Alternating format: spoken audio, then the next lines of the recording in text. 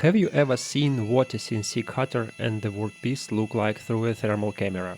In this video, we are going to have some fun with the thermal camera and look at a lot of interesting things.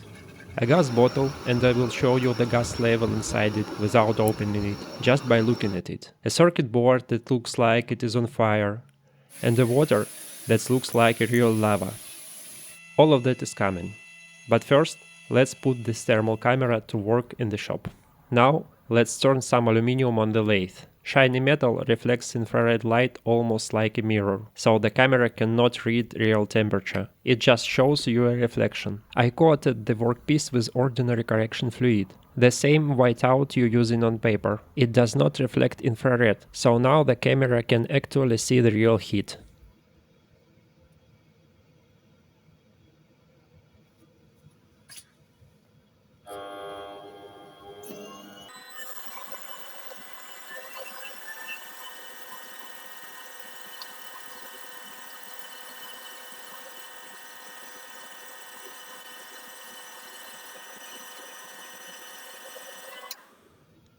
Watch what happens when I bring my finger close to the workpiece. You can see the shiny surface reflecting the heat from my finger.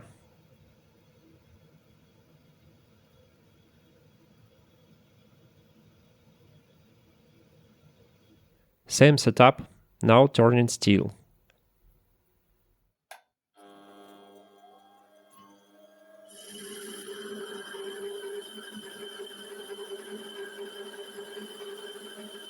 You can already see the difference in how the heat spreads compared to aluminum. Heat moves through steel much more slowly. That is exactly why machining steel and heat-resistant alloys is so difficult. The material does not carry heat away from the cutting zone.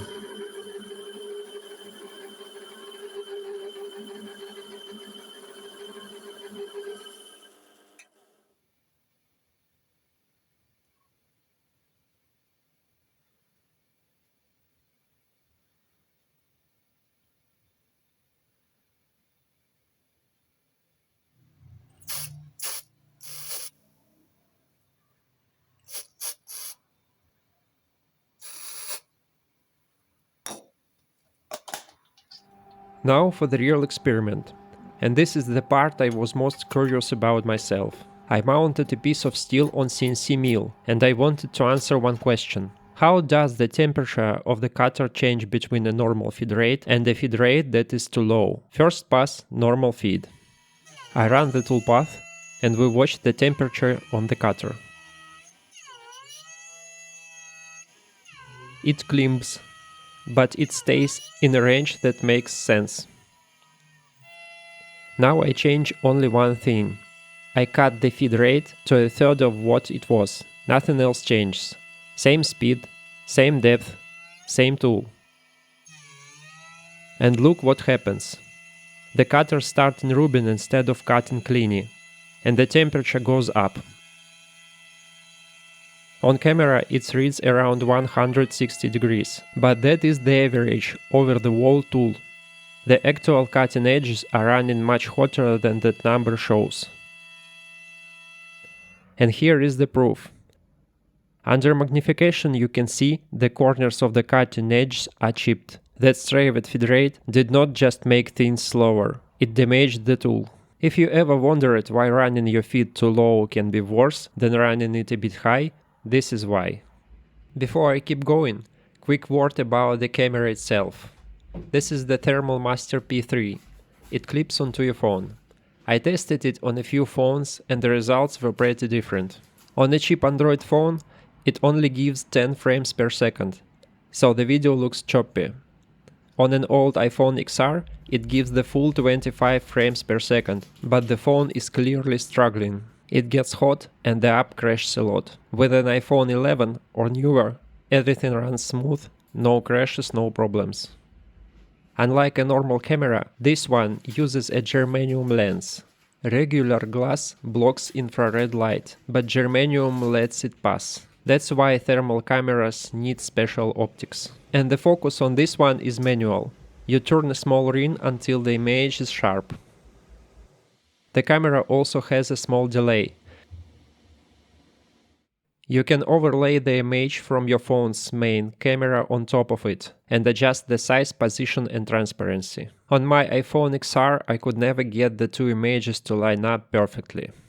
There are several color modes for the display, and you can pick the temperature range you want to work with. There are also a lot of settings for measurement points and measurement areas.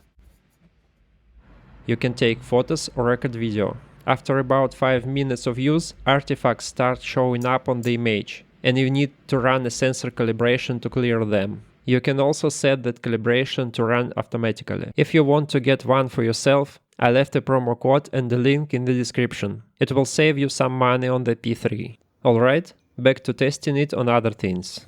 Quick change of pace. I pointed the camera at house from outside, in the middle of summer. You can see exactly which parts of the wall are hot and which parts are not. This is a circuit board, and I'm touching different contacts with a lap power supply. Watch the chips light up on camera. It looks like they're burning, but the real temperature here is under 30 degrees. The colors are just very sensitive. Small differences in heat look dramatic in this color palette. Now I touch the traces instead, and you can actually watch the heat travel along the cooper and see exactly where each trace goes on the board. A few quick ones. My own computer running under load. You can see the cooler on the left side running hot. My bathroom towel warmer heating up. Speed up so you don't have to watch in real time. And water, which through this camera looks almost exactly like flowing lava.